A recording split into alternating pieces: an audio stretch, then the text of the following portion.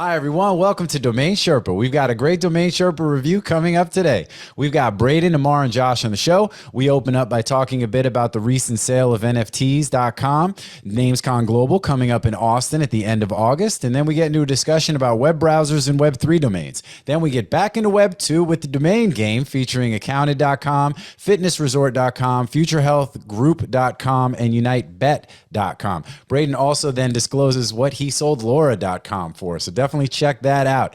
And then we've got the NameJet Gonna Jet segment sponsored by NameJet. And we talk about some domains coming up for auction such as Paywise.com, EpicJourney.com, BestOfMe.com, and CriminalLawyer.net. And remember, if you're listening to the audio version of this podcast, you can also watch the video version at DomainSherpa.com and also watch some of our episodes on our YouTube channel at ds.tv. You can also check us out on Apple and Spotify as well as some of the other podcast platforms. And as usual, big shout out to Dan.com, the number one place in the world to buy and sell your domains with a special platform made for domain investors. And as I mentioned earlier, NamesCon Global is coming up in Austin, Texas at the end of August, and we've got a promo code for our audience to save 20% on tickets. That code is MP as in man, Peter _ Domain Sherpa. Again, MP _ Domain Sherpa, and you can use that when you register for the conference at namescon.com. All right, with all that, it's time to get into this episode of Domain Sherpa where all roads lead to domains, so let's go.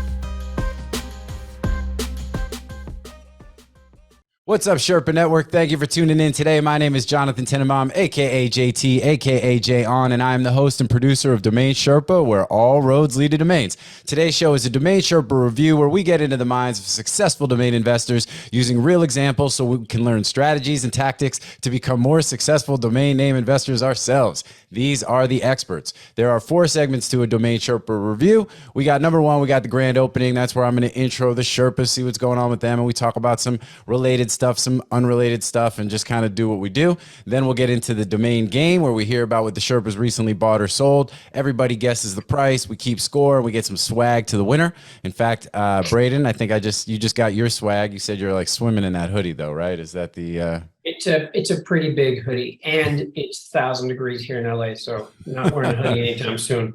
Josh, I got yours in a bag literally right behind me. You're not big enough. Yeah. It could be. He's not big enough to fill it out. When I'm done here, I'm going to go to the gym, lift some weights, maybe. Hey, carb up. I got Josh's and Ammar. I know I owe you some stuff too. So, all right. Well, that's segment 2 is the domain game. Segment 3 is NameJet Gonna Jet, sponsored by our friends at NameJet. And then where we review a list of domains coming up for auction, talk about what the Sherpas like, what they don't like. And then we'll close out with grand closing where we discuss anything we haven't covered already, what's going on in the domain space, market trends, current events, allowing the guests to mention, promote anything we haven't already talked about. So with that, let's go ahead and introduce the Sherpas. To my right, I got my boy Braden Pollock, a.k.a. Tony Stark, a.k.a. Benjamin Button, a.k.a. Eat, Bray, Love, a.k.a. Braden Statham. Your domain, it's not that your domain is worthless. It's just that it's worth less. You know what I'm saying? So what's up, man? How you doing? All good. Thank you. I'll give you quotes.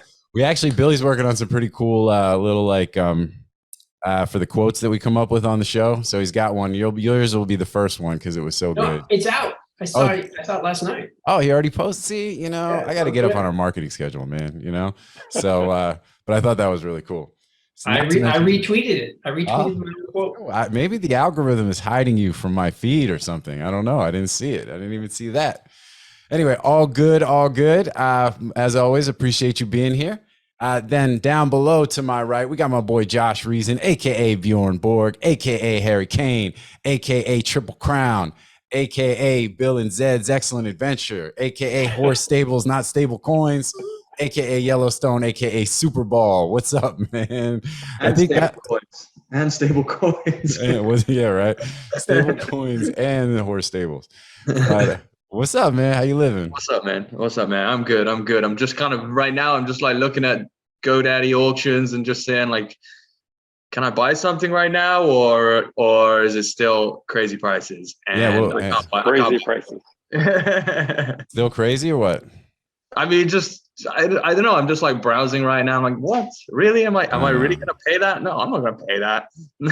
Yeah, I mean, I'll say even with the market, kind of being where it is, this bear market, domain investors are still have not gone bearish on domains, especially on the wholesale platforms. I mean, we see it NameJet and obviously GoDaddy too, and just it does not seem like we've seen any big sell off yet. But there's still a lot of time, a lot of opportunity for people to get squeezed into. A lot of fire selling opportunities. You know what I mean? Don't diamond hands all those domains, everybody. You know what I mean? We need inventory.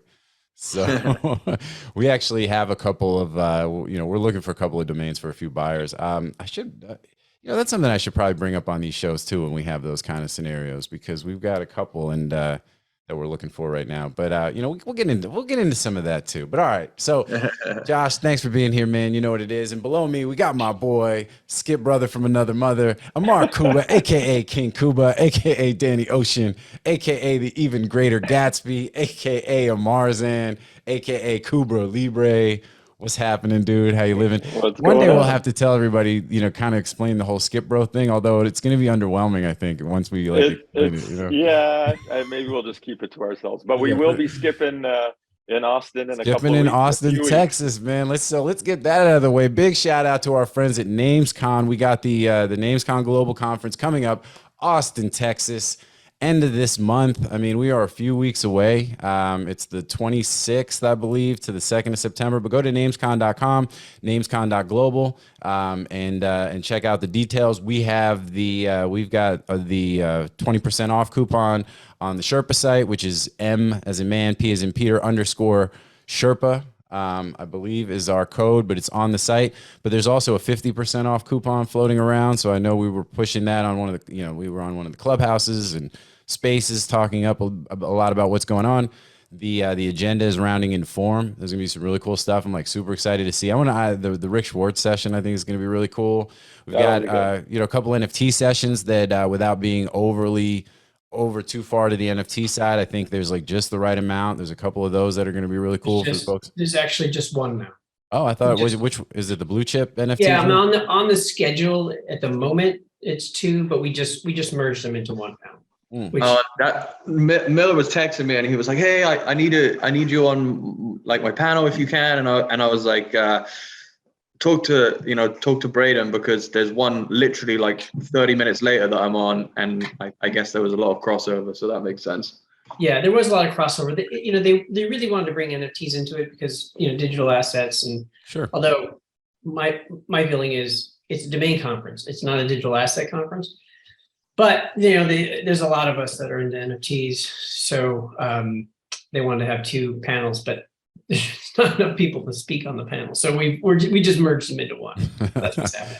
No, but I think that's good. I think it's one of those things. I remember when you mentioned the word merge. There was the Merge conference back in Orlando around the time when it was one of the crypto waves, and I remember they made such an effort to try to make it this enormously broad conference. And big shout out to the news. I mean, I appreciate the effort that went into the conference, and it was fun and cool seeing everybody. But if I did have a sort of a knock on it, it was that there was too much outside of like sort of the core thing, of domains. And, I get it. And wanting to sort of cast a wide net, big tent, all that kind of stuff. But it made it very, it felt disconnected and almost too broad, So I think there's plenty to talk about by way of domains. Obviously, we all fall under the umbrella of digital assets and, as well. And we're all, a lot of us are heavily involved in NFTs. But I think whether it's one or two panels, I think that's kind of either one I think works and is just enough, to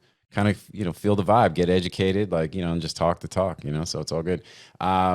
Will there be any like unstoppable handshake kind of stuff that we'll be getting into at the conference? Like any panels on that? I haven't looked, but there's currently that lawsuit that Unstoppable filed against Handshake, and it sounds like Handshake and Namecheap, like they're ready to they're ready to fight as well. I mean, it's gonna be an interesting see how this all plays out.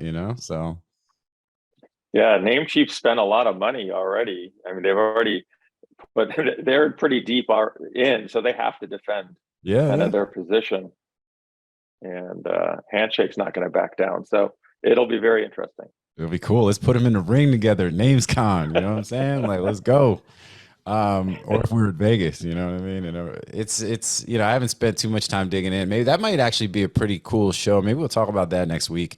You know, do a little rabbit hole on some of that, some of the legal issues around that, and where, you know, how we think that might shake out. There's a lot of interesting aspects to that. So neither of them are short on money right now. So yeah, well, Unstoppable just hit unicorn status, right, with their recent additional raise. You know, full disclosure, DomainX, Andrew, you know, we're all, you know, investors in Unstoppable. We've got some handshake extensions as well, and you know, so we're invested and involved. But yeah, I mean, I think there's you know, there's a lot of cash, and now it's like, and I think these are important things for the space because, you know, we'll start to get some legal clarity. I mean, some of the, you know, some of the ground rules are going to start getting laid now. It's almost like that, the whole Ryder Rips Bored Ape Yacht Club case, that whole thing is going to be interesting to see how it plays out because, you know, in some cases, this is the wild, wild west. This is where some of the precedent and some of the guardrails are going to be established. So it'll be interesting to see how this stuff goes. You know, better them than us having to spend the money to do it, right? I mean, you know, so all good. So there's a session on Thursday. Is it Thursday or Friday? No, Friday. Sorry. It's called "Is ICANN Threatened by Blockchain Domains?" So it's going to be the propeller heads on stage. Oh, nice. So who's on the panel? Let's see, Zach and Zach Muskovich, David Sneed, and Jeff Newman. Okay.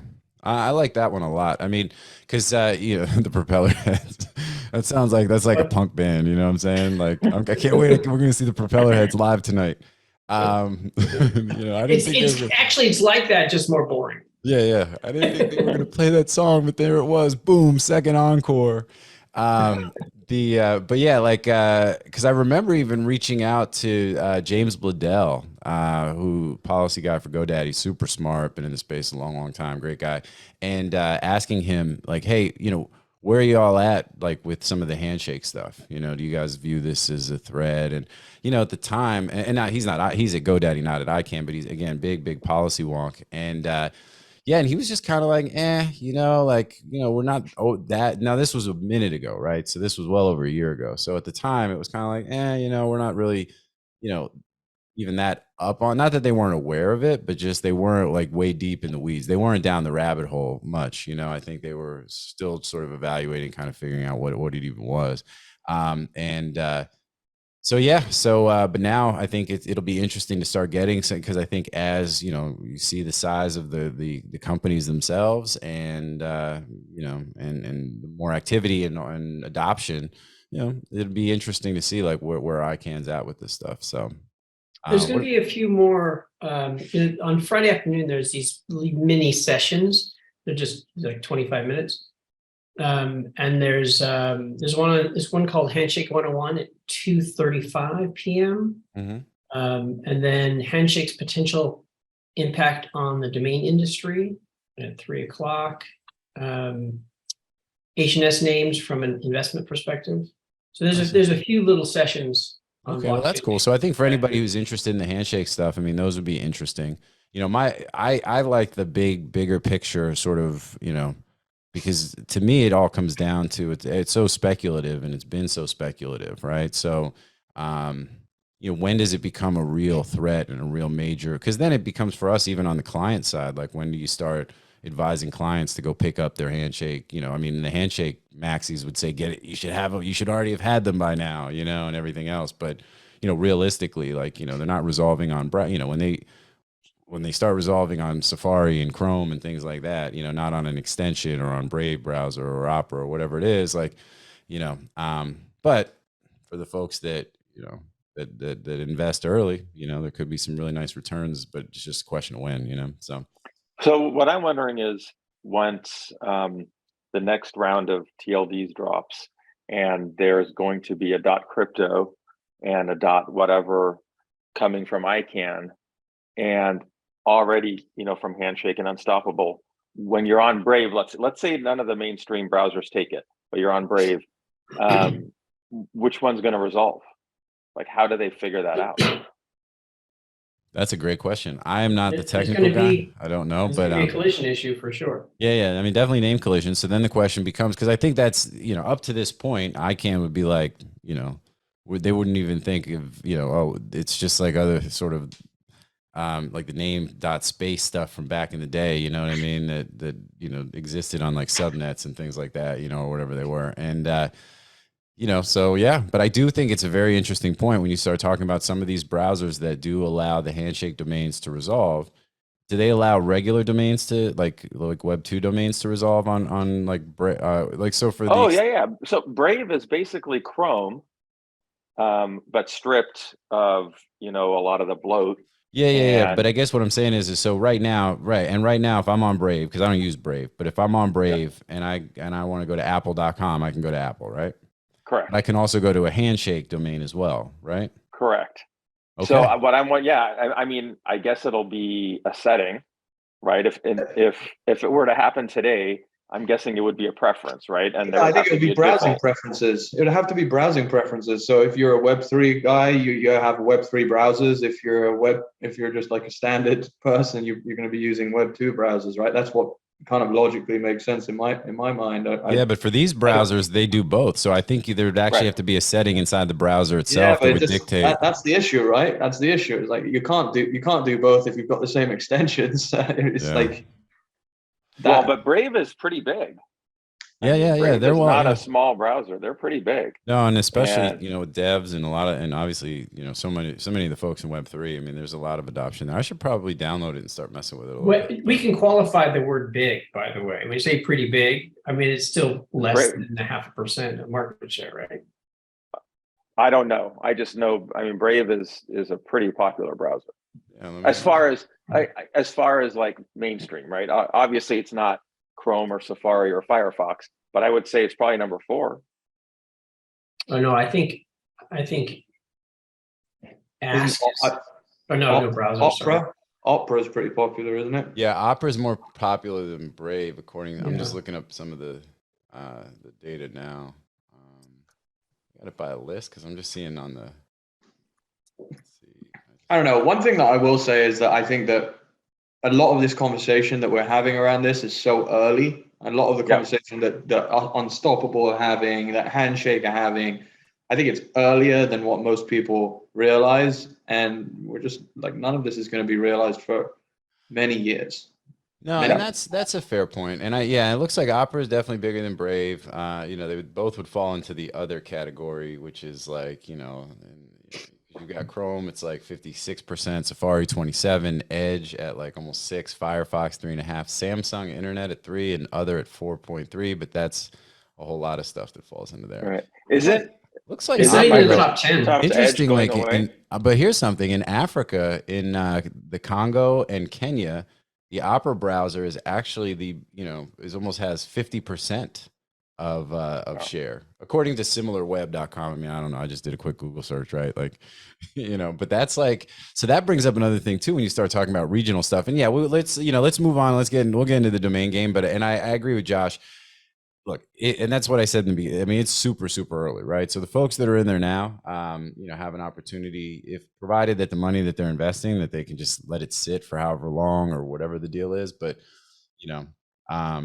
we had the show where we talked all about the .eth and the ENS domains. I mean, I think that to me is more, interesting and urgent or timely at the moment than the handshake stuff. But just because of the utility around the .eth, the ETH domains, and also just the fact that how they are so prevalent in Web3 as a flex and an identifier and all that kind of stuff. So, but it really all circulates around utility, and until you can use the handshake names and like in a meaningful way, it's like they're cool, but see. So we shall see. This could be a whole show into itself. So maybe, like I said, maybe that'll be what we'll get into next week. Lot to talk about, everybody. All right. So Braid is based on, I've been doing this. Do it. Yeah, let's go. Come on, let them know. So Brave is based on the Chromium browser, and Chromium has 0.06%. And it is number 10, 11, 12, number 13.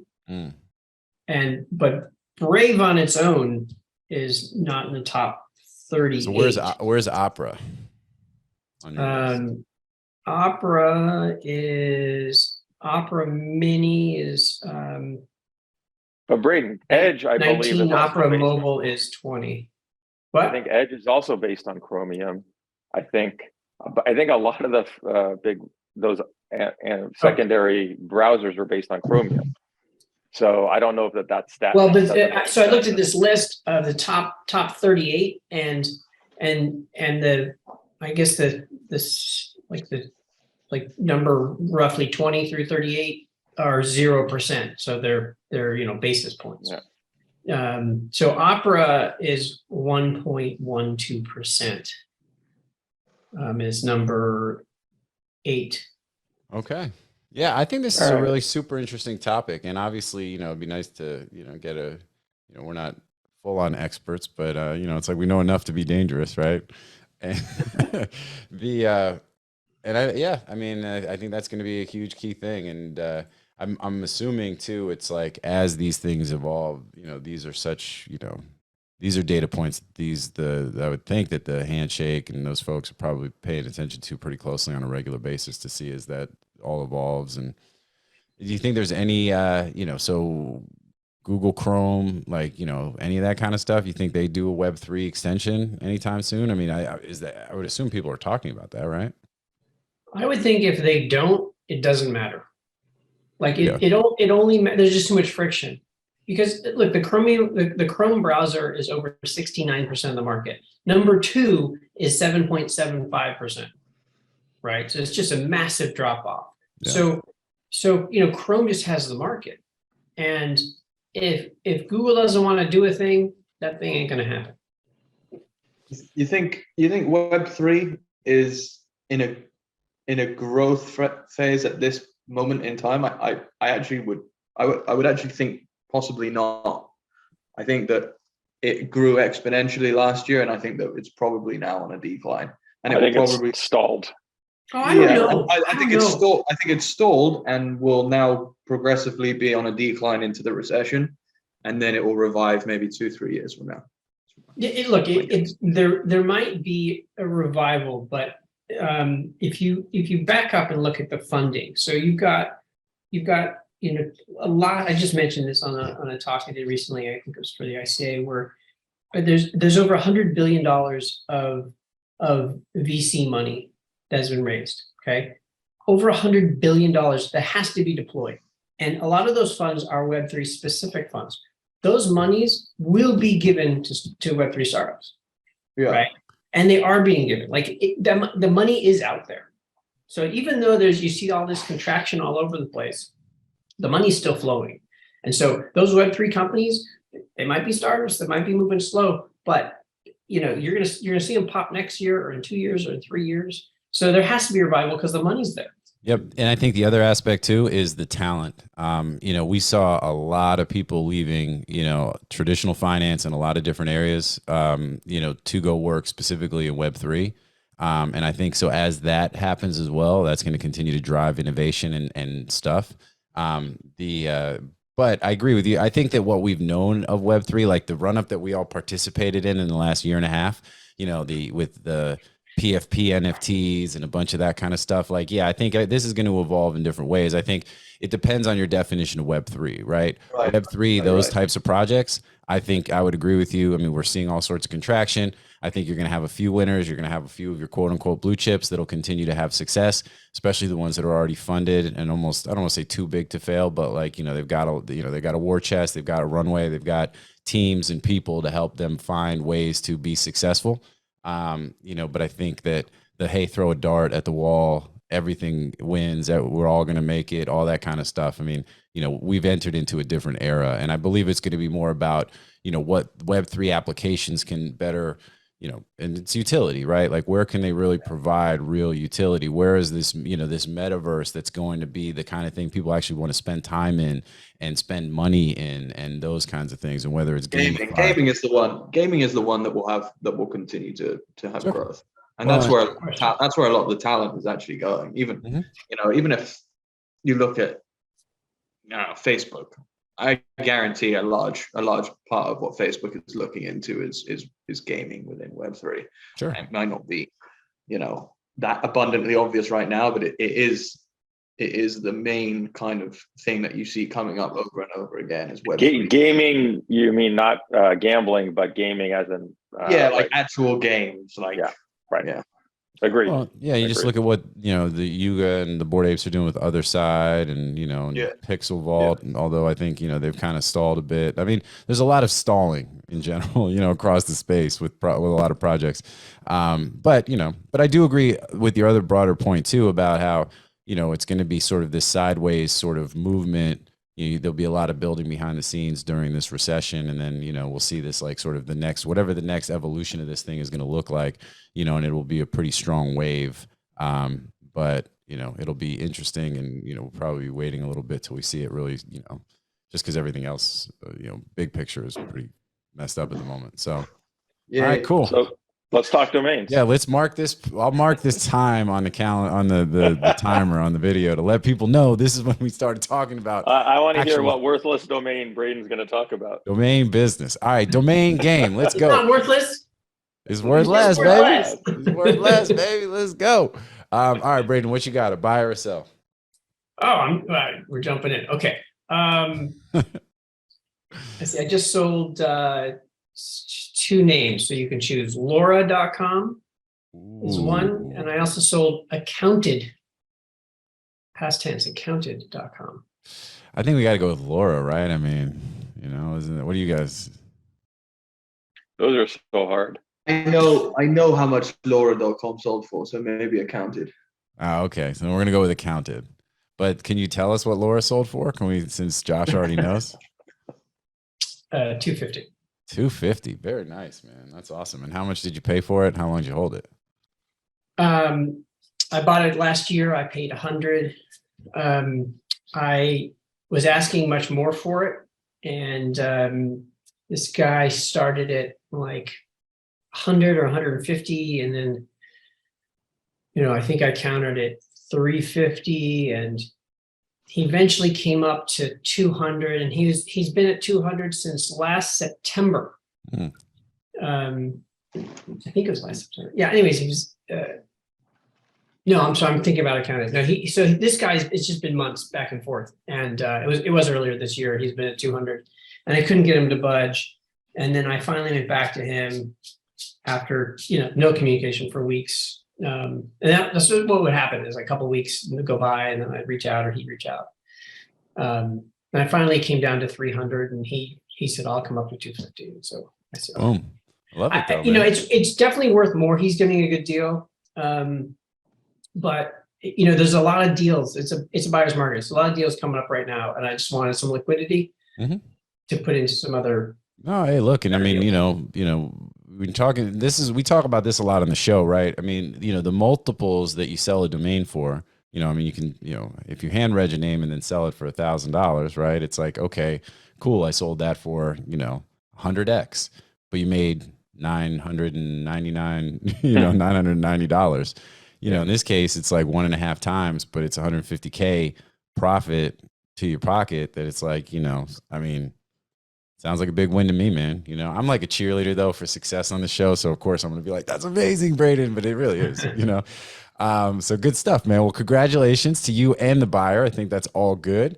Big domain sale that just happened, NFTs.com just got publicized for 15 million. I mean, and that's like, so, and that's another, that's insane. Yeah, I know. Well, after we had sold NFT.com for 2 million, it hurts. It hurts a little bit. I'm not gonna lie. Sure. That's a big number. But didn't an offer come in a couple of weeks after you guys sold for 20 million or? No, yeah, we were. Yeah, I mean, we could have basically 10x, 5 to 10x what we'd sold it for. We just held on to it for another like 2 weeks, something like that. But that was the time. That was the market. Yeah, it's the way it goes. It is the way it goes. Bird in hand. We also had some other things. Because at the time it was going to be utilized by, the folks, the cryptograph folks who ended up using mynft.com. So it was kind of like, even doing the deal when we did it, it was still a pretty big win. based on sort of how that name had already kind of been allocated and sort of, I mean, so it was one of those things where we were really happy with it at the time. But yeah, all the high fives and the cheering, like, turned to sobbing. Yeah, you guys still made a bunch of dough on that name. Oh yeah, it was great. It was a great year altogether, man. That was really kind of what kicked off the whole like sort of wave, and then the whole NFT ride was that transaction. So I remember talking to Josh when the offer came in, and we were all talking about it and everything. That's when I was visiting you. Yeah, it was just crazy. A lot has happened since then, but all good stuff. All right, so the domain game for real, accounted.com. So it is the past tense of account. Josh, what do you think, man? What do you think he sold it for? This was a sale. Accounted. I think that Braden sold it for $55,000. You guys are so close, man. I don't know. Like, I feel like, like, I don't know, just, I'm not 100% sure you're not already in the room on this, but that's okay. Cool. 55K. That's a healthy number. What do you think, Ammar? I'm taking under. I'm going to go with 50. All right. So you're going 50. Oh, yeah, I mean, this name is a tough one for me, right? Because it's like, it's the past tense. Is the past tense, like, is the word accounted utilized a lot? And this is without me doing like the search and seeing how many companies use it and things like that. I mean, finance, I could see, QuickBooks. So, there's a lot of cool, there's apps and different things, and, maybe some Web3 stuff, maybe some crypto stuff. But here's where I'm torn, because I'd say it's, I'd say 30K, but it is Braden. He doesn't normally sell cheap, but he just did say he's trying to get liquid. You know what I'm saying? So I'm gonna say 30 just because that's where I was thinking initially when you first said it. So, and I don't want to do 49,999, 50. You know what I'm saying? There you go. All right. So I'm at 30. Ammar's at 50. Josh is at 55. What's the deal? I bought this 4.5 years ago. I've had exactly 2 inquiries. All right, JT won. I won when he starts talking about what he paid for it, right? I know, it's not worthless. It's worth less. It's worth less. All right. It's like $1,500. a little bit of a weird one, but I paid $3,500 for it. Okay.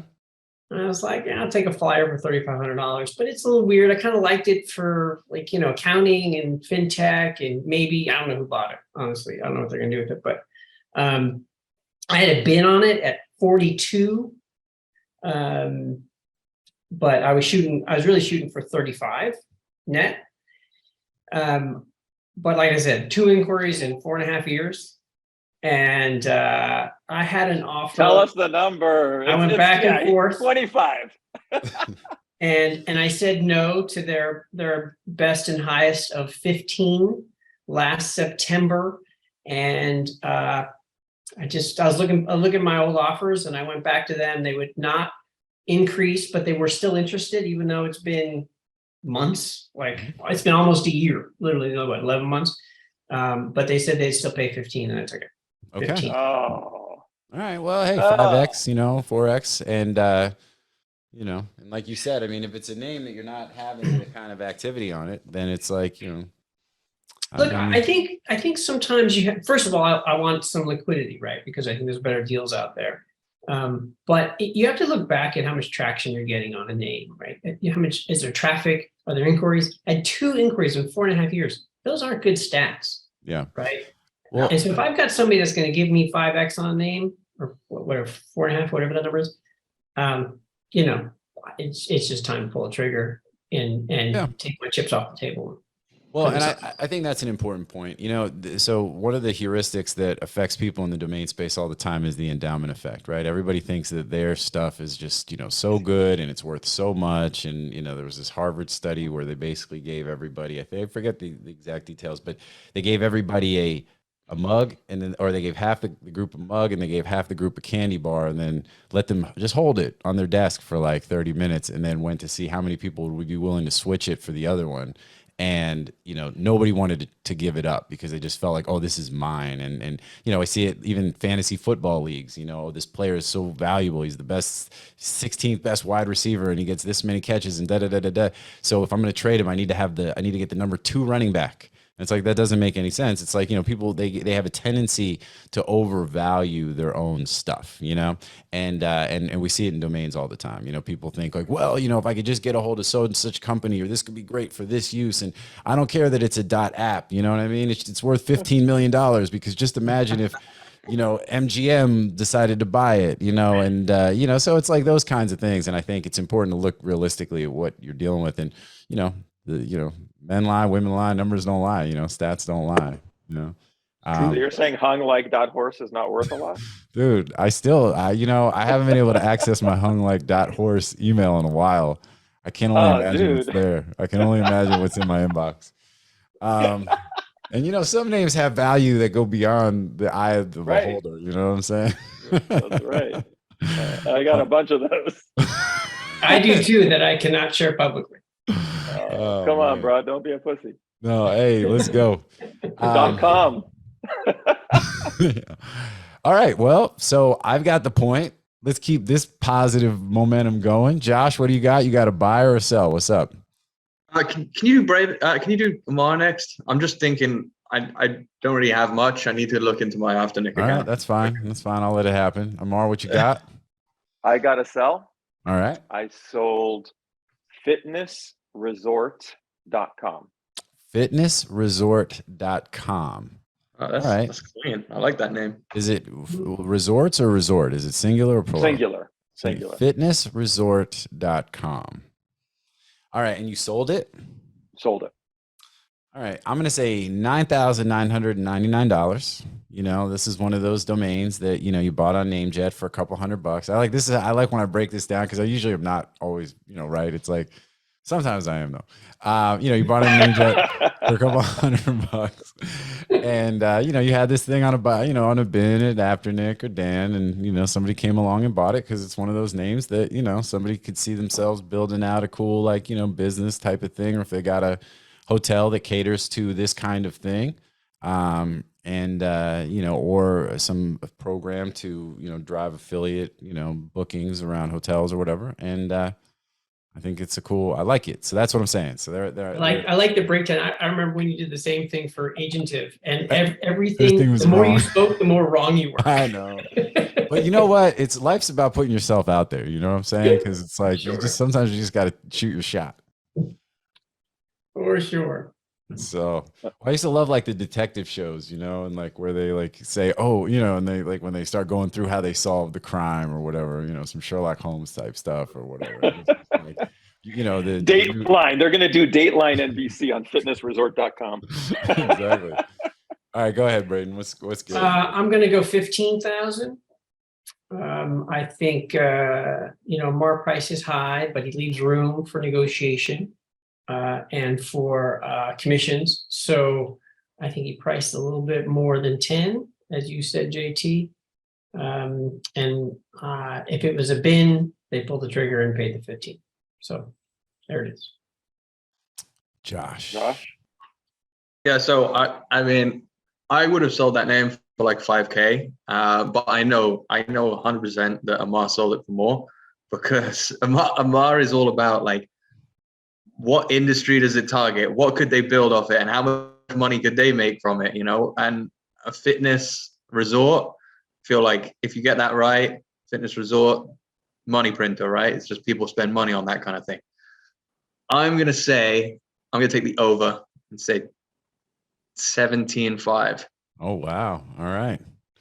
So very, very close. So I feel like I undersold the name, but I like the name. I've had it for 10 years. I bought it in an auction, not on NameJet. So, but you were close. But it was an auction. I paid a little more. I actually overpaid for the name back then. I think I paid I don't remember exactly, but I think it was around $1,000, maybe 1,500 tops. It's a lot for 10 years ago. Yeah. Yeah. No, I said I overpaid for the name, but I really liked it. I just love fitness names. I love health names. Well, you're in great shape, And dog. Look at you. You know what I'm yeah, saying? You've been in the gym. uh, Ooh, look at that, man. You busting out the um, schmediums. That's it. No more schmediums for you, dog. um, so it was unpriced, so it was a negotiation, Mm. and I got on the phone with a guy, really cool guy from the UK, and he's an Olympian, Ooh, and okay.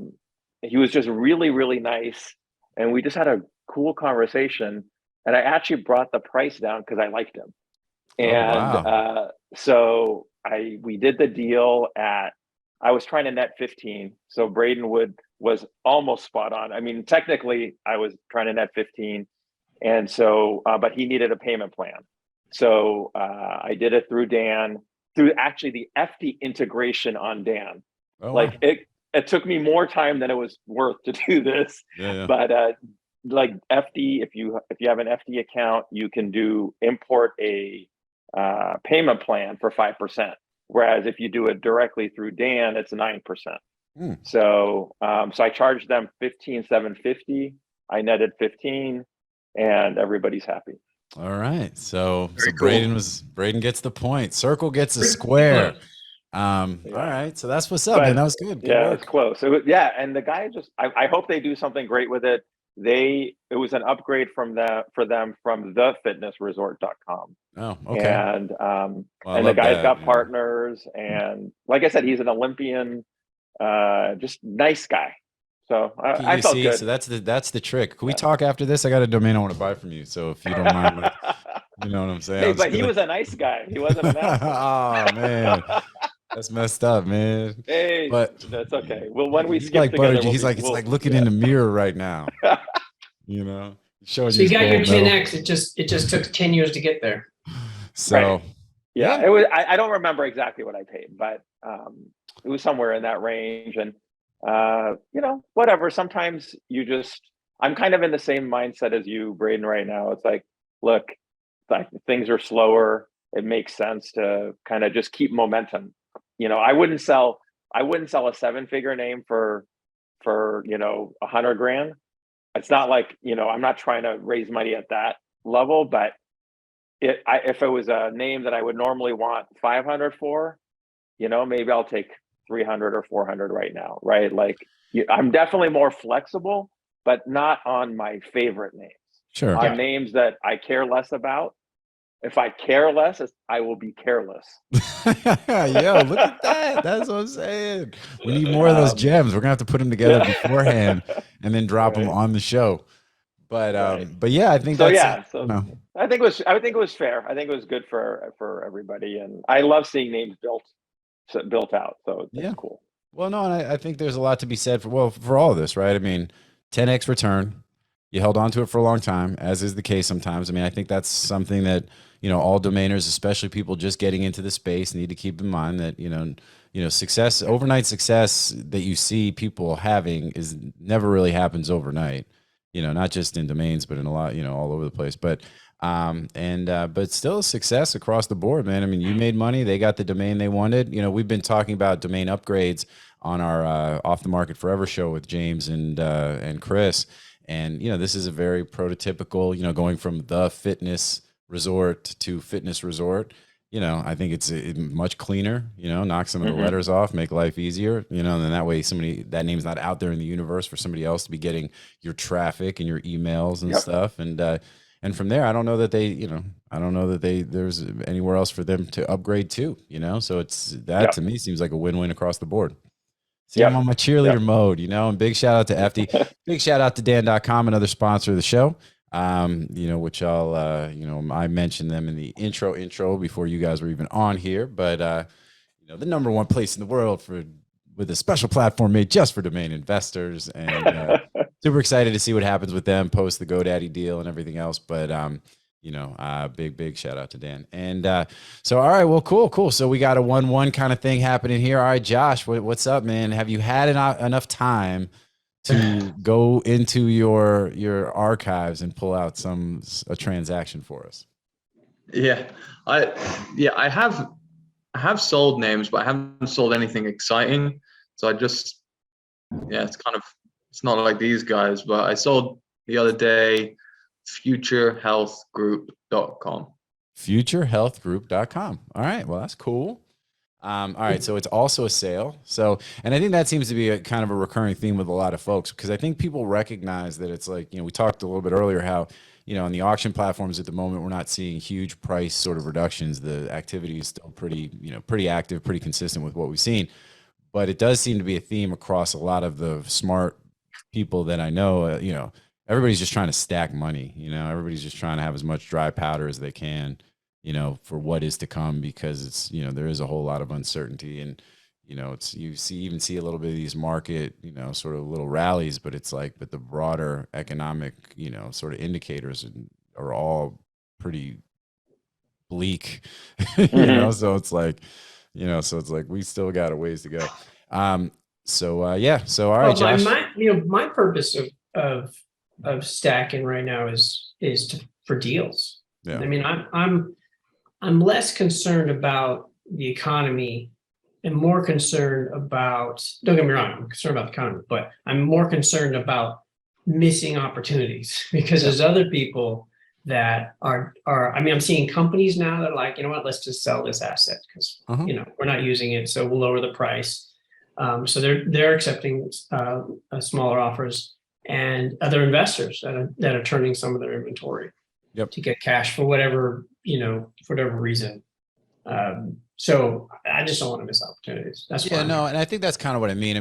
My concern is less about like, oh, hey, the economy is going to crash, and then we're going to have all sorts of, like the Great Depression, right? Obviously those things we're already seeing economies collapsing across the world.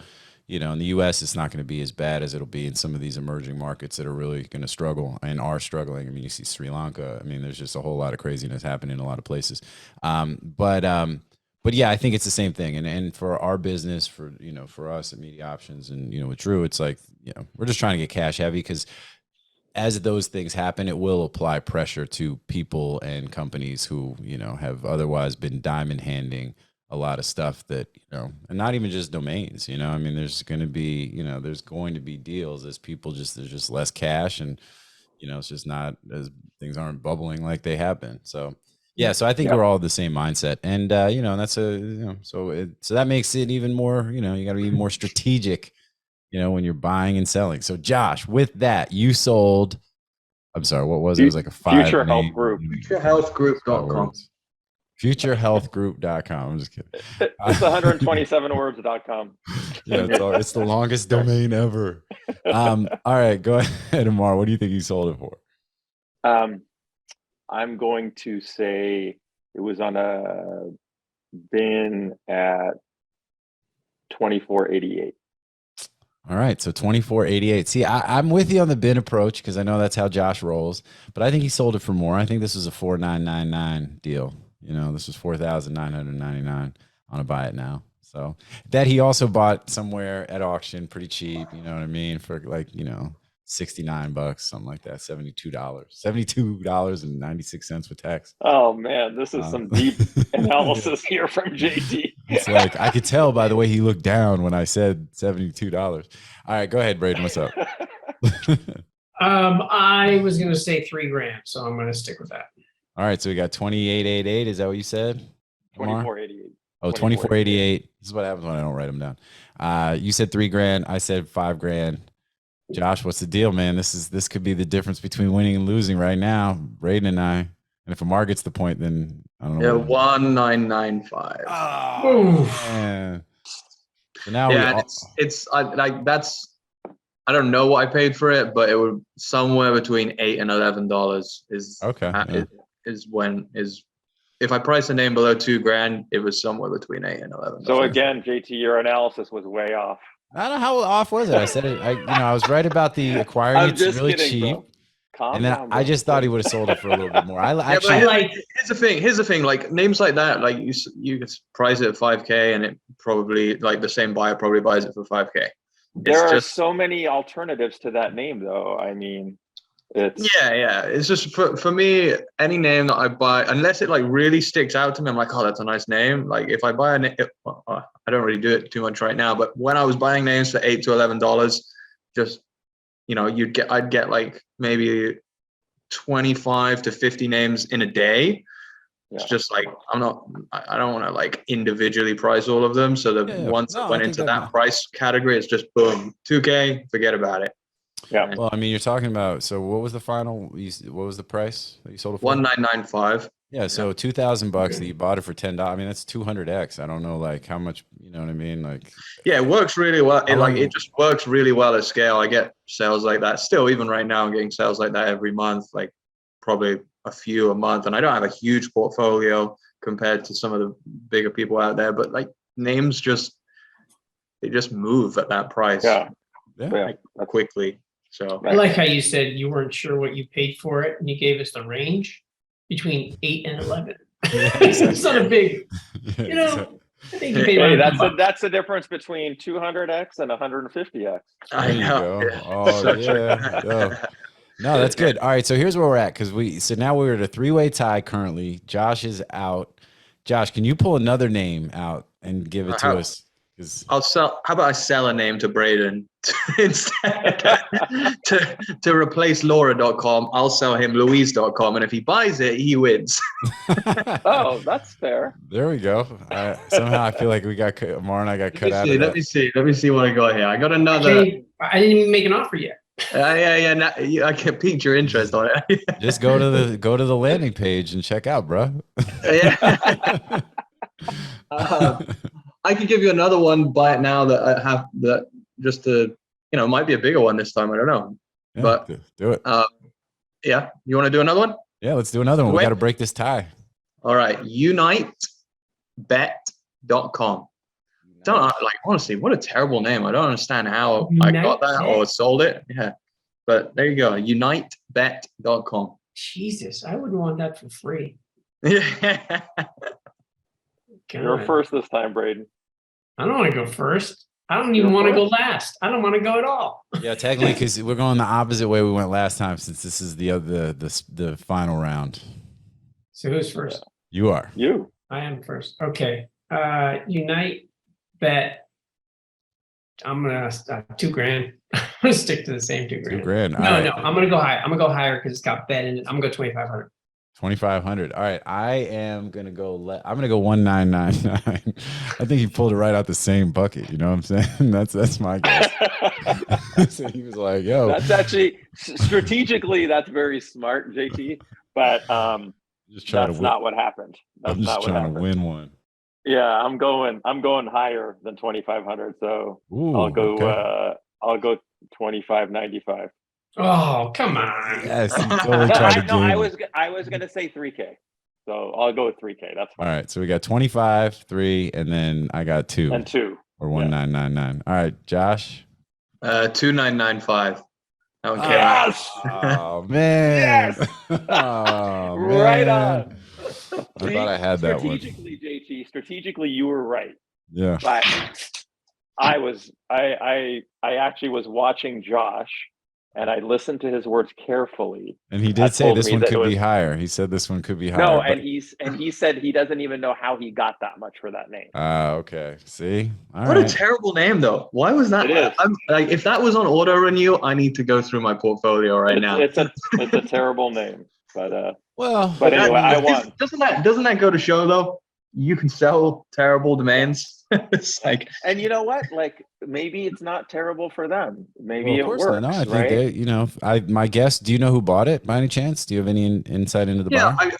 So the way that a name, so I don't know who bought it, right? But the way that names like that end up working is if the brand is Unite and they're in the betting industry. So it's like if there was like a .bet extension and the name was Unite.bet and their brand was Unite, like I don't love it, but you could see it, right? I don't love it, but you could see it. It's like, okay, so I would rather have Unite. I'd rather have Unite betting. That's what I was going to say. I mean, if you're really thinking about, maybe they do. Yeah. But the other thing I just noticed, it's on Squad Help. So I think the names on Squad Help and Brown Bucket tend to sell for more than they're worth. Is that where you sold it? Those kind of names. No, it's sold on Afternic, and when I was just looking through all these right now, and it's sold on Afternic. So that So it's on Squad Help. So No, maybe it was a no. domainer. I still need to go and talk to Squad Help and say and tell them to like remove it. Oh, okay. Got Yeah. it. So anyway. Yeah, but so I would agree win. with your point. I think Unite Betting is a better name, but if maybe they have that one already, and Right. and like you said, this is fits in somebody's strategic plan. So Right. and then And so this United Bet is better, like Josh said, but Unite Yeah. must be the brand name, and then unitebet.com. I mean, it's not the worst. I don't think it's as terrible as y'all are making it sound, but I'm on my positive tip today. You know what I mean? So I wish I could sell some good names though. I mean, coming on and having to talk about FutureHealthGroup and UniteBet.com. I mean, don't have me back. Well, you're a per pretty your shitty contract, investor, we're so. obligated to have you on so many times a month. So it's like I got no choice. So. But Josh, you're making like a 99% profit on these things. Well, that's what I mean. He's turning $10 into 2,000 a couple times a Oh. month, like just on some and he's like, it's so hard. It's so tough. Yeah, honestly, don't get into this game. You don't want to do it. Stay out. So is that another one you bought for somewhere between the $8 and $11? Yeah, I think that one was probably $11 or maybe Wow, you 11, overpaid. 11 to 15. Once you go over 10, 270x. Last night, I think I turned a couple of hundred into zero and worth of tequila. Yeah, there you go. Or at the That's casino. where my investment's going. I do that all the time. That happened to us last night with sushi. You know what I'm saying? So all right, well, cool. That's the domain game. Congratulations to Ammar and congratulations to all you guys. Those are all good sales. Love to see it, love to hear it. Don't love to not win it, but there's always next time. So all right, well, look, we're gonna jump real quick to a commercial, and then when we come back, we'll be here on segment 3, which is Name Jet Gonna Jet. And here on Domain Sherpa, where all roads lead to domains. We'll see you guys in a minute.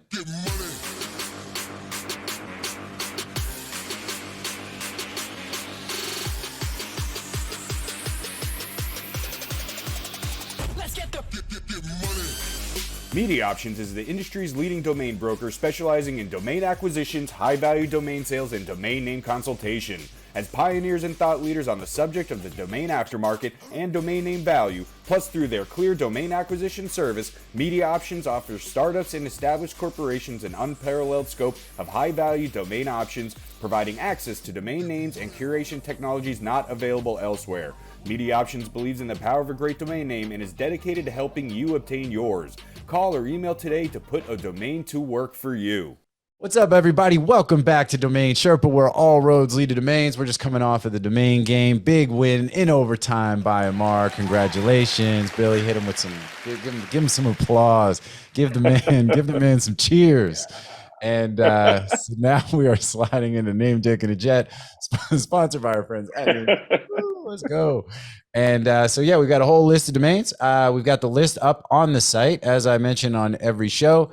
Go ahead and download the Excel file. It'll tell you the estimate appraisal, how many back orders as of the time that we're filming the show, how many days left on the auction as of the airing date of the show, the source, reserve, minimum bid, as well as some additional info and links. So yeah, use the sheet. I hope it helps. We don't get any kind of affiliate commission, so that literally is just there to help y'all. So feel free to utilize that.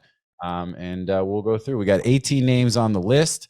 And as we typically do this, so you guys can talk about up to 6 names before the buzzer sounds, you know what I mean? And it'll start with Josh because we'll go in order. Braden led off the domain game. And yeah, there's some interesting stuff here. And tell me what you guys think. So Josh, right off the bat, man, what do you like? What don't you like? What stands out? Let's have a look here. Okay. Best of Me. That's a pretty cool name. I like that name. Yeah, Best of Me is a cool name. I like those kind of names where it's kind of like a feel-good phrase. They just like they work for a few things. Like the kind of buyer that I see buying that is someone who's like written a book or it could be like fitness or mindset type thing, and that's pretty popular today. Like either those kind of businesses or ventures or storylines, they come up a lot. So I like that name. That's the kind of name that I think like I know for sure it would sell. Mhm. It would be like a when, not an if. It's only got 18 back orders. The appraisal's pretty low. I mean, if I could get that name for less than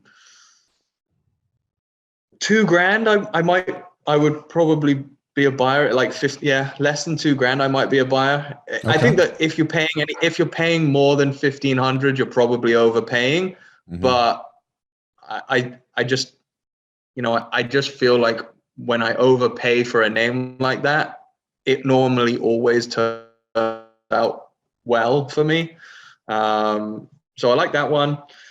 It's a colloquialism, kind of, sort of, and I'm a big fan of those kind of names too. I think the stuff that's positive, that either drives sort of like a phrase or a saying or an action or something, especially if it's active, and especially if it's positive.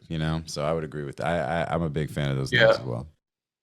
So, but go ahead. I didn't mean to I mess your flow up, man. I like Paywise. No, you're good. I like paywise.com. I just, again, it's like that name stands out for me. I think that,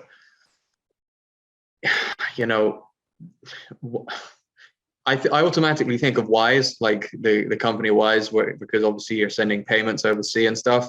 Honestly, if you buy a name like Paywise, it wouldn't surprise me at all if a company like Wise ended up buying it for like some kind of payments offering that they have. They could come after you too. I don't That one know. feels like it has a trademark. I guarantee you there's a trademark on that one somewhere. It has there's a trademark on a lot of names. Well, I can look it up.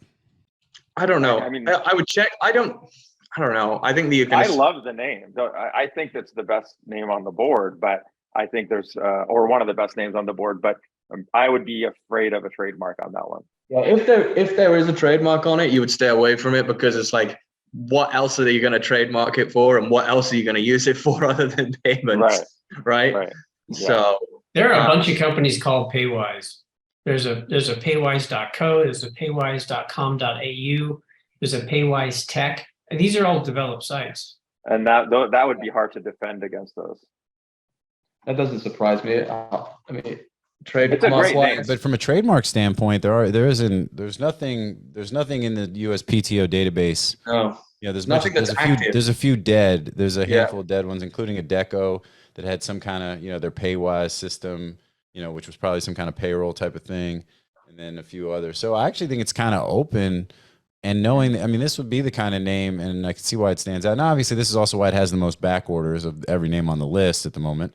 It's also coming up close to the time for as a quick reminder, these are all expiring domains, so they're all going to be private auctions, which means in order to participate in the auction, you have to have a back order in before the back order deadline is over, which is what the days left represents on the sheet. So if you are interested and you want to participate, you got to get your back orders in before that. But yeah, I can see why this one is as active as it is with as many back orders. I found even more. There's a Paywise Furnishings out of the UK. There's a Paywise Ltd payment processor out of Mauritius. We're gonna have to cut this segment, because we should you guys just all want to go in and buy this name together, and then we'll just flip it. Like, we'll have it sold in like 2 weeks to one of these Paywise companies. You know what I'm saying? Yeah, it's a great name. I just, like I said, I would be wary of you definitely wouldn't put PPC on it. The state government in Indiana has got a. It's a great name. It's an awesome brand. Yeah, it's a great brand. Like I said, trademark wise, it's pretty clean. So, but you know what? Somebody's going to come after you. Like, it's just inevitable. There's so many companies called Paywise. Nah, it's not inevitable. I think that's a stretch. Inevitable is a stretch. It's I'm down to buy it. Let's do it. I mean, I think that names like those are risky, because I do agree, they are risky, but I don't think it's inevitable. I think that a lot of the time, it's not inevitable, but there's a certain risk factor. Yeah. Yeah. I think it's a double-edged sword. I personally am less concerned about the IP and the legal threat. I think there's also, kind of to Ammar's point, maybe be a little cautious about what you do with it from a parking standpoint, Yeah. right? So that you don't accidentally cross over into somebody else's, territory in a way that you could get hit with the UDRP. But without a filed registered trademark, they can't really bring a UDRP anyway. So then it just becomes, then it's just a legal threat. Then they can actually sue you for it. I think it's doubtful. I mean, it also depends what you're trying to get for the name. If you're saying, hey, I'll sell it to you for $2 million, then all right, maybe it's worth them spending. If they would otherwise spend tens of thousands, then they might file an action type of thing. But I don't know. I think the legal risk is pretty light here. I like the name a lot. I think, and I think that what makes it appear risky is the fact that you've got so many people that are using that word as their brand, which to me just means you've got an enormous amount of potential buyers for the thing, and you've got all these potential. Yeah, and that's what also gives people that have that brand, because they brand it as like one word, right? Paywise, and it is a brand as opposed to if you invest it and it was Wise Pay. If it was Wise Pay, I think that everyone would be like, yeah, that's fine. It's generic. Like Wise is generic and it's pay. But is it much different? Like really? I don't know. I'm not concerned about the legal. I don't think I'm not concerned about the legal issues. I think maybe you don't put parking on it for a bit, if depending on how quickly you want to try to sell it. But wait, but you just said you're not concerned about the legal, but you wouldn't put parking on it. No, I said if you really are, if you are concerned, I would say, then don't put parking on it for a little bit, depending on how quickly you're trying to sell it. But this isn't a name that if we pulled it into our inventory, if we end up, buying this name, I wouldn't have it under any special, sort of like, in any kind of special bucket or something. It would be like full steam ahead. Let's go. Yeah. I mean, you know better. So I trust you. Yeah. Well, again, doing the search, and that's it's a useful thing. I think any of the IP folks and you guys all know. I mean, going to uspto.gov, the Patent and Trademark Office, do a search and see what's out there. And because you could find that the to me the ones it's where you've got one particular trademark holder with an active trademark that aggressively chases down their IP or enforces their IP rights. Those are clearly ones you're going to want to stay away from. Just because you have a ton of registered trademarks, that could actually speak to how generic the term potentially is. So that isn't by itself just I think the sweet spot of sort of concern is where you've got one or two registered trademarks with big companies or companies that are going to aggressively try to enforce their trademark rights on a name that isn't clearly generic. So anyway, so I dig it. Good stuff, man. Let's buy it. Let's go. There was some dude recently that was talking on like Twitter, could have been a few months back, that he bought a name on Dropcatch, and it was quite a popular name that got quite a lot of bidding on Dropcatch. I'm sure it included the word pay, and it was pretty generic. And he got hit with a UDRP like 2 weeks later or like a month later, and he was talking about it on Twitter, and it was quite a popular thread. I can't remember what the name was, but there's no doubt that I feel like especially payment type names seem to get hit quite hard with that kind of thing.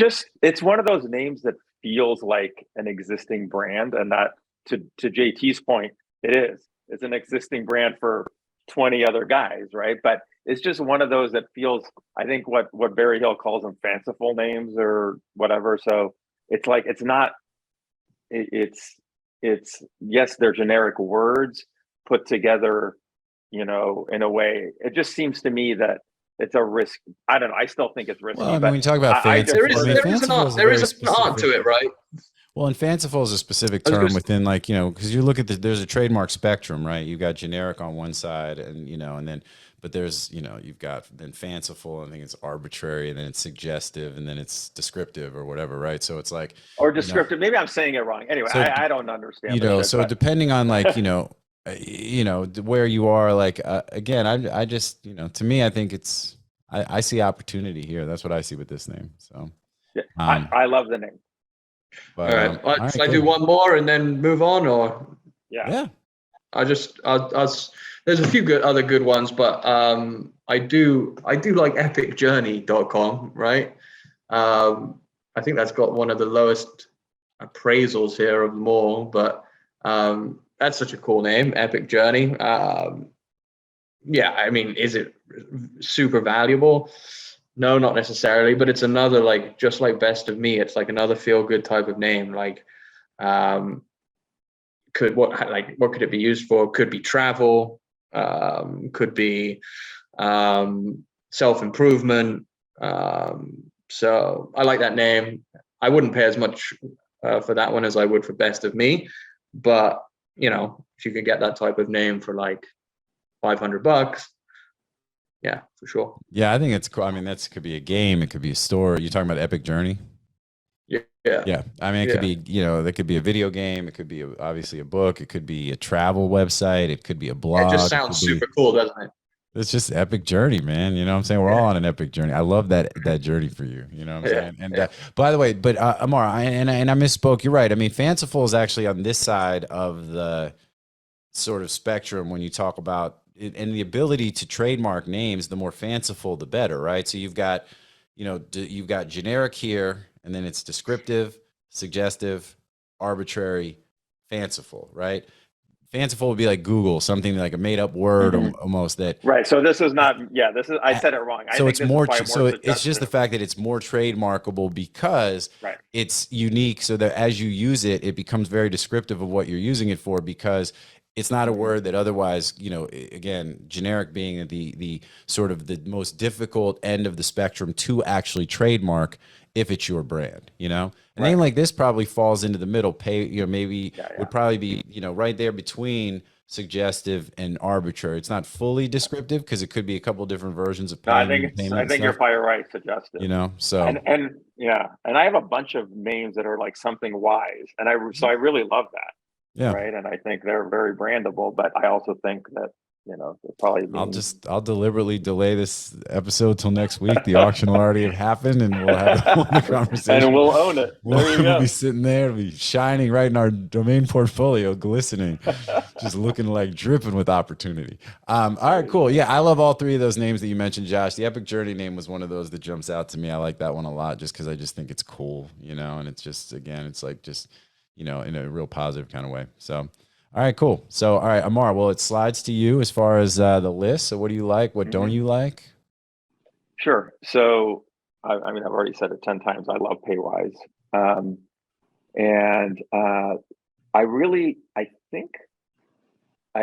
Another one that is really great on here is GeoBase, in my opinion. It's not one of the ones that's appraised really high, but I really like that. I think that's a great brand. And GeoBase is there's a thing for that. I looked it up real quick. So this is without me doing any looking up anything. This is just looking at it. It's actually it's like a geoscience literature research database type of thing. Utility maps for DoD personnel. It's a I would database think of it multidisciplinary in scope, which indexes bibliographic information and abstracts for the geological, earth, and ecological sciences, published by engineering. So I mean, it's so that's like a thing, you know what I mean? Which is interesting. I would think of it as more like a travel type, site.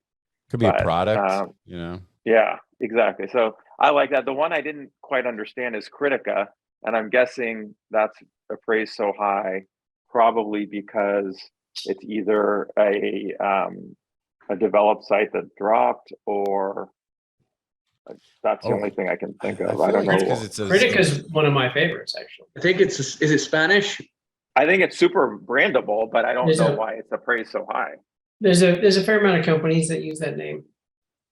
It's a great name. Yeah, well, and so it's almost like critical, so there's like so there's and I looked it up too. I this one was interesting, which is why I included it on the list, because I don't know that if it's as clear as a foreign language word, right, like the Spanish version for critical or something like that. But Braden, you really like this one? Because I actually okay, so how come? Just because of the usage of it?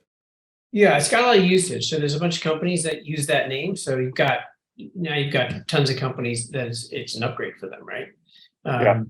And it sounds like Critical, which is kind of a good name. Mhm. So I think it's just Well, very it brandable. has a critical is one of those names that's positive and negative, right? So it has a negative connotation too. But Yeah. again, it is a great name. I guess it depends on how much you end up paying for it, right? Like I wouldn't be paying 10K for the name as an investor. I think, I don't think wholesale it's a 10K name, but who knows? Prices are kind of crazy right now. Well, and it has that really like the Esteban appraisal is like over 120,000. So, which, Yeah.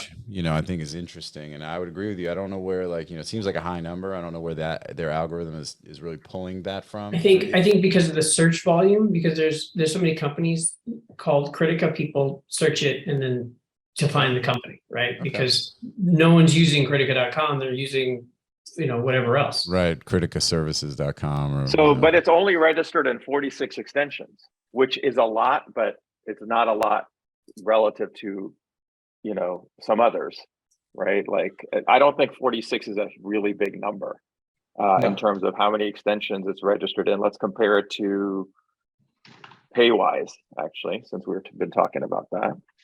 Paywise is in 40 extensions. Geobase, let's look at Geobase.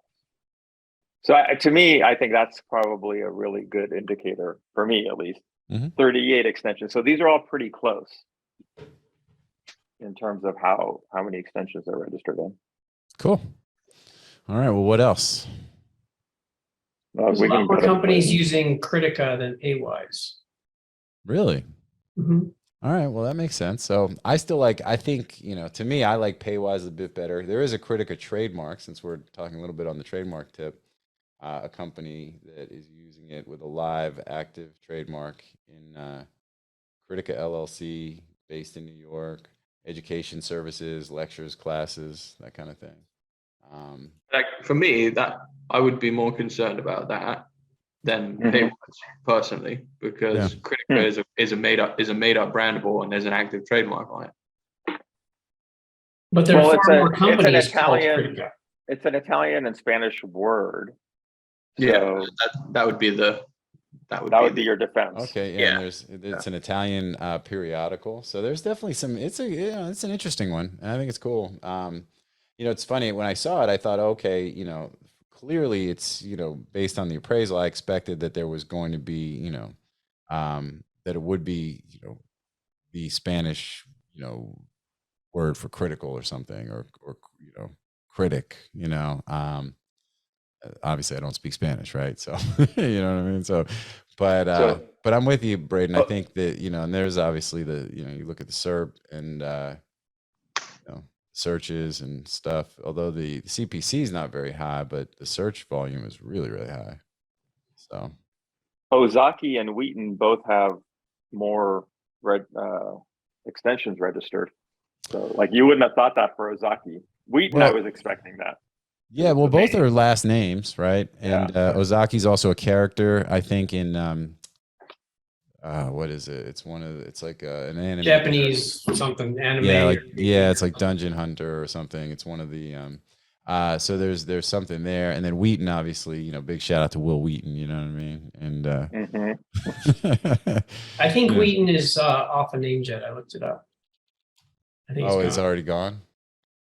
Oh, it's Demon Slayer, by the way, is the anime for Ozaki. But then there's also a Japanese musician, and it's a last name, and it's a type of beef, and there's a whole lot of there's an author, and so Ozaki's a pretty common, that one I think is interesting, to the extent that then you're putting it into a bucket of okay, names and then foreign last names and Japanese names, right? And to how specifically you parse through some of that kind of stuff to determine okay, this is how well these typically sell or how much success I've had in the past selling these kinds of domain names. All right, well, if Wheaton's gone, then we won't even talk about it, but yeah, okay. All right, cool. Well, so all right, Braden, up to you, man. There's still a bunch of names that we haven't talked about, but what do you like or don't like that we haven't or have talked about? So I kind of like Code Art It's not a name that I buy, but it's 2 syllables. Coding and art both are big right now, so I could see that being a decent brand for, even like an NFT project. Generative art. That's what I thought. I mean, to me, that's like a no-brainer for something like that. Code art is like, the idea that exactly what Josh has said. How to make an NFT or whatever, right? Like how to code art. And I like lightningstrikes.com, just has good feel to it. A few companies are called Lightning Strikes. Okay. Wishing Tree, kind of same thing. Although I don't know if there's that was a book, right? Wasn't that a kid's book? The Giving Tree. That's like Giving Tree. Giving Tree. What do I know? Big shout out to Shel Silverstein. You know what I'm saying? And that one always just gets me right in the feels, especially at the end when he's like, "Hey man, I got nothing left to give," and the old dude's like, "Look, I just want to sit down on the stump." You know what I'm saying? Just kind of vibe. Like, remember when we used to chill and I used to swing from your branches? Oh, it's real. It is real, man. You've got a heart, bro. Mhm. I'm an empath, man. I can't help it. But Come here, little boy. Come sit on my stump. I don't know about that book, man. you're like, I don't know about that book. nowadays that somebody will want to protest to pull it off the shelf at the library. Mhm. So Anyways, I like Wishing Tree. I think that makes a good brand. SocialSecurityBenefits.com.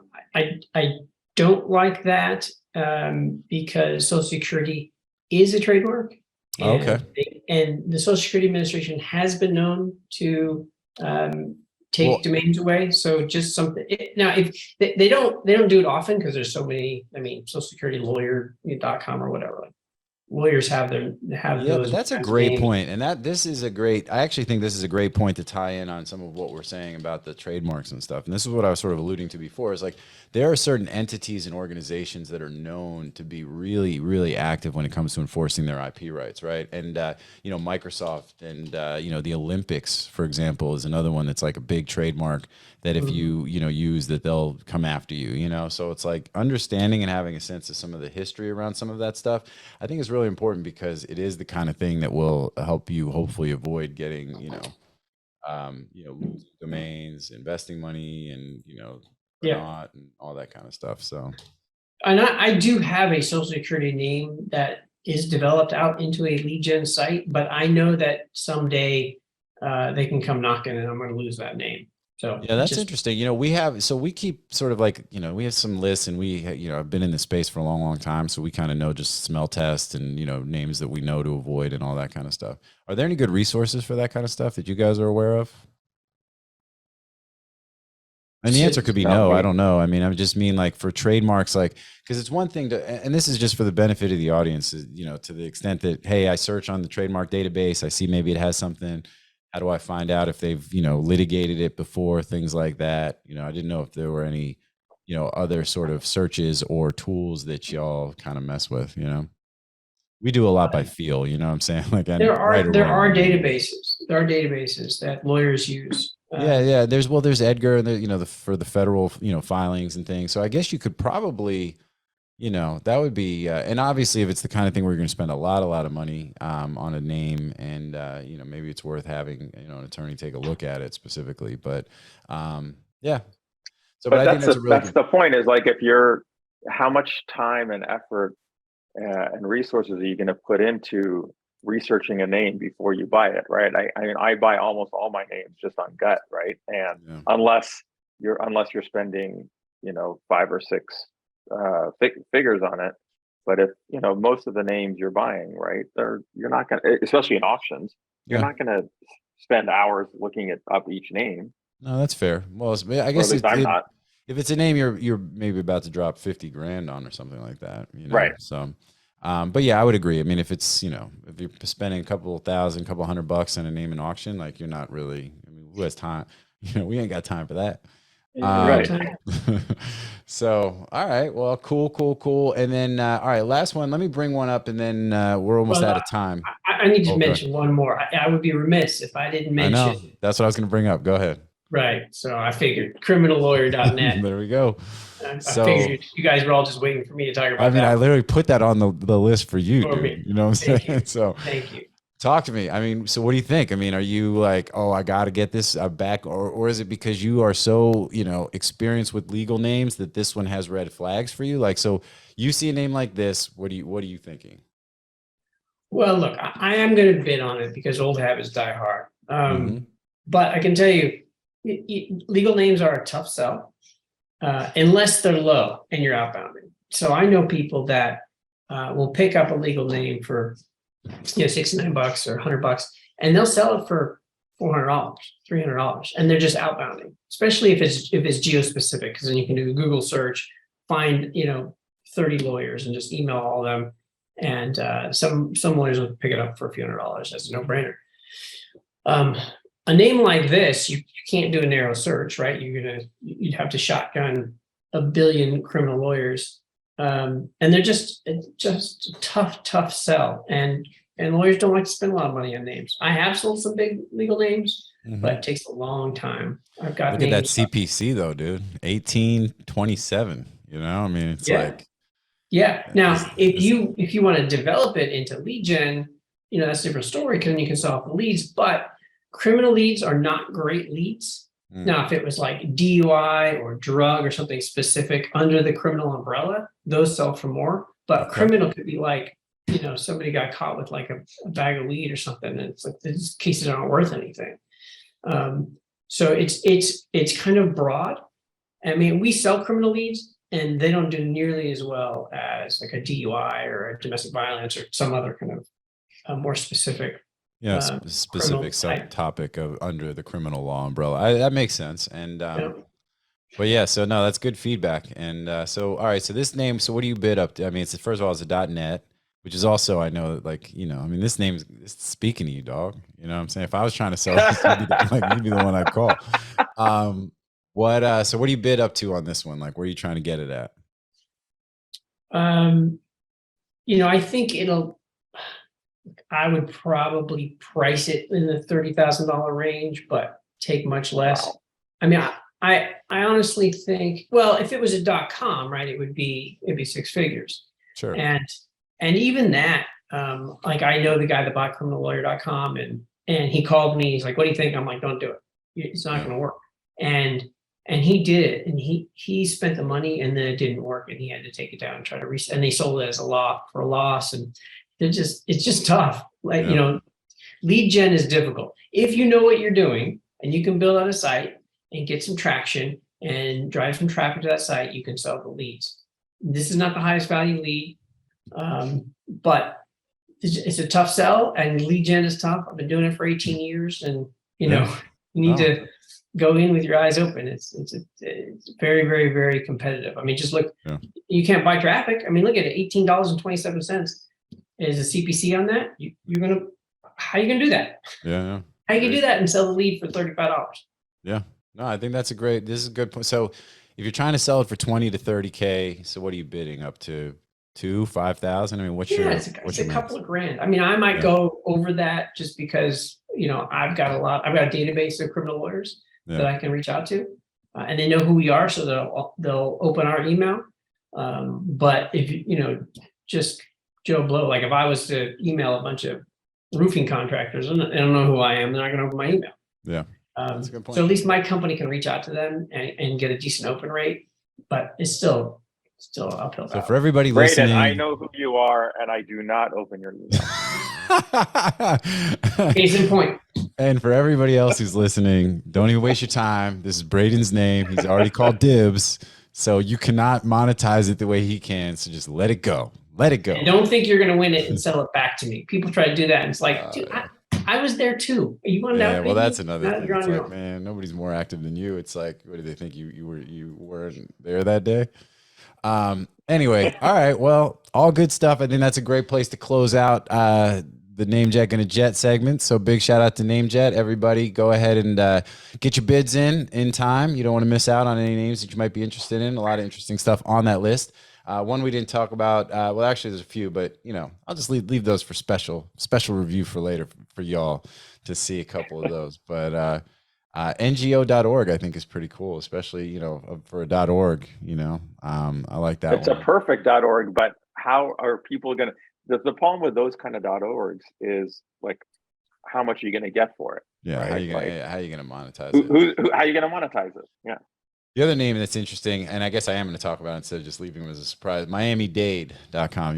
It's from a geography standpoint, Miami-Dade is the area, right? So I think that one's kind of interesting for folks that are, if you're talking about, short of the city name itself, it's that one is interesting to me, although, probably sell for more than I'd be willing to pay for it. But all right, cool. Well, all right, let's close that out.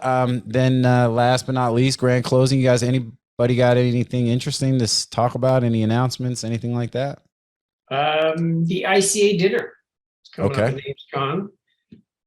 It is $150. The proceeds go to the ICA. It's a good cause.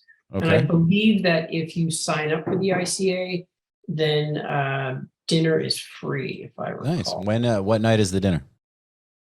It is Thursday night. Thursday night. Okay. Big buffet dinner. The link is icadinner22.eventbrite.com. Okay. We'll put that on the site. We'll put it on the when we post the show. So yeah. So I mean, look, obviously, if anybody's investing in domains and you guys are not supporting the ICA, you're really, you're shooting yourself in the foot, because the ICA does a terrific job of supporting, the domain investing, everything that we do. They're effectively like our lobbyists out there, like, our eyes and ears and, mouthpieces too. I mean, they do a lot of good work, a lot of great people. And, it's also, they do, the AMAs, and there's a lot of other cool things they do value wise. We are members of the ICA. We get no, we get no benefit mentioning them, but the, meaning like no financial benefit. So there's nothing to disclose there, but I would say that, they are doing really, really good work, and, they're great folks. So definitely you should be supporting them if you're not doing that already and you're investing in domains. And if you want to read about it, there's a lot of benefits as well, being part of the ICA. It's internetcommerce.org. And you can join for as little as $300 a year or $25 a month. Cool. Yeah. So support the ICA, everybody. It matters. And, we've got new transfer policies potentially, that are going to be implemented by ICANN and other things. And, and they're really, at the forefront of helping to, sort of defend our rights and things there. So yeah, y'all support the ICA. Let's go. All right, Josh, Ammar, anything else on your end? Nothing for me, man. Nothing for me. All right, all good. I just wanted to make sure you had the floor at least to, but I got to get you your sweatshirts or your hoodie. So let's coordinate that. Grab something to eat. Everybody else. Yeah, looking forward to seeing you and everybody in Austin in a couple of weeks. And yeah, it's gonna be fun. That'll be great. Yeah, it's gonna be awesome. So. Awesome in Austin. All right, y'all. Well, thanks so much, guys. Appreciate you being here. And to the audience, as I say in every show, thank you for being here. Without you, there's no us. Hit us up, though. Anything good, bad, ugly, questions, comments, whatever. We're not hard to find. And otherwise, we will see y'all here next time on Domain Sherpa, where all roads lead to domains. Peace out, everybody.